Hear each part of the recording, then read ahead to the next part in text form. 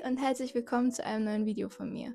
Falls du gerade überlegst, ob du ein Gap Year machen sollst und ein bisschen am Zweifeln bist, ob es das Richtige für dich ist, dann schau auf jeden Fall dieses Video an, weil ich werde dir jetzt erzählen, warum du es machen solltest und warum es die beste Zeit meines Lebens war bisher.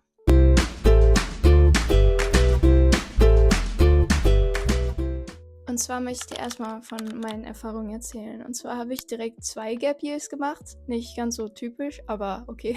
Also ich habe im Juni 22 mein Abi gemacht und habe im September 24 angefangen zu studieren. Also ja, 2 Jahre dazwischen. War auch eigentlich gar nicht so geplant. Eigentlich war erst nur eins geplant und dann ja, kam eins zum anderen. Auf jeden Fall wollte ich dir mal erzählen, was ich so in meinen 2 Gap Years gemacht habe. Vielleicht so als kleine Inspiration für dich, was man alles machen kann. Und zwar habe ich ungefähr ein Jahr lang gearbeitet, also immer mit Unterbrechungen, aber ja, ich habe halt gearbeitet, um mir meine Reisen zu finanzieren, weil Geld wächst ja nicht an Bäumen.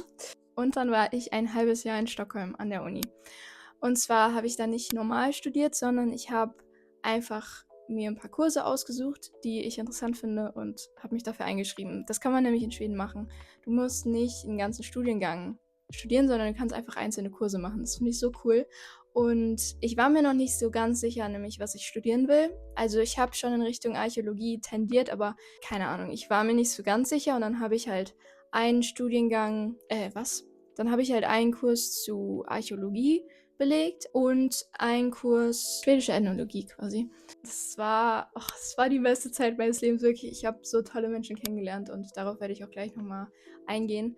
Aber ja, große Empfehlung, wenn man nicht genau weiß, was man machen will, aber trotzdem ins Ausland will, große Empfehlung. Schweden ist super. Genau, und dann habe ich wieder ein bisschen gearbeitet und dann Anfang 2024 bin ich für 6 Wochen nach Südostasien gereist. Ganz typisch Backpacking-mäßig nach Südostasien und war in Singapur, Malaysia und Hongkong. Sind vielleicht jetzt nicht die typischen Backpacker-Länder. In Singapur und Hongkong war ich auch eigentlich nur, um Freunde zu besuchen, die ich vorher in Stockholm kennengelernt hatte. Ja, und das war auch eigentlich der Sinn der Reise. Also ich wollte nicht unbedingt dieses typische Backpacker-Leben leben, sondern ich wollte einfach meine Freunde wiedersehen. Und ja, aber in Malaysia war ich ganz alleine und es war auch richtig cool. Also Malaysia, ganz große Empfehlung. Sehr günstiges Land zum Reisen als Europäer und einfach schön. Ich wollte auf das Thema Freundschaften schließen eingehen, weil ich weiß, dass das sehr schwierig sein kann. Ich bin selbst sehr introvertiert, würde ich von mir behaupten. Aber aus irgendeinem Grund, wenn ich im Ausland bin, dann blühe ich auf. Wenn du im Ausland bist, dann kannst du einfach neu entscheiden, wer du bist. Beziehungsweise du musst nicht mal im Ausland dafür sein. Du musst einfach nur weg von deinen Leuten sein, die dich kennen.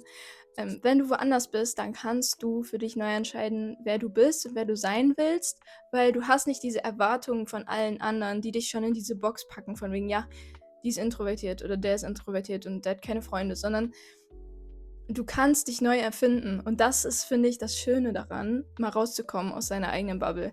Weil du bist nicht mehr gebunden an die Erwartungen der Leute in deiner Heimat, sondern du kannst neu entscheiden, wer will ich sein und du kannst dich dann genauso verhalten wie diese Person, die du sein willst. Und das ist so viel einfacher, wenn du an einem anderen Ort bist und nicht zu Hause. Als ich in Stockholm war, habe ich hauptsächlich Leute aus Asien kennengelernt. Ich weiß auch nicht, ich bin da irgendwie so reingerutscht. In meinem ersten Kurs war ich mit einer Japanerin und einer aus Hongkong in einer Gruppe. Ja, wir mussten eine Gruppenarbeit zusammen machen und da haben wir uns halt kennengelernt und die haben mich sehr schnell in ihren Freundeskreis mit integriert. Ja, wir waren dann so 9 Leute immer, die zusammen irgendwas gemacht haben und das war richtig cool, weil ich hatte noch nie so eine richtig große Freundesgruppe und das hat so Spaß gemacht und ich liebe diese Menschen so sehr. Wir sind dann auch sehr viel zusammen gereist. Wir waren zum Beispiel in Estland, wir waren zusammen in Lappland, Italien, Slowakei. Es war einfach richtig cool. Das funktioniert aber halt nur, wenn du offen bist für neue Erfahrungen und für neue Gesichter in deinem Umfeld. Und ich würde es aber auf jeden Fall jedem empfehlen, weil es war die beste Entscheidung meines Lebens, mich mit dieser Freundesgruppe anzufreunden. Also wirklich, ich übertreibe nicht, aber das war die beste Zeit ever. Und ich kann gar nicht genug davon schwärmen. Also es war einfach so toll. Und diese Leute habe ich auch immer noch in meinem Leben. Und wir stehen alle noch regelmäßig im Kontakt. Und natürlich ist es traurig, dass man die Leute nicht jeden Tag sehen kann, auch nicht jedes Jahr.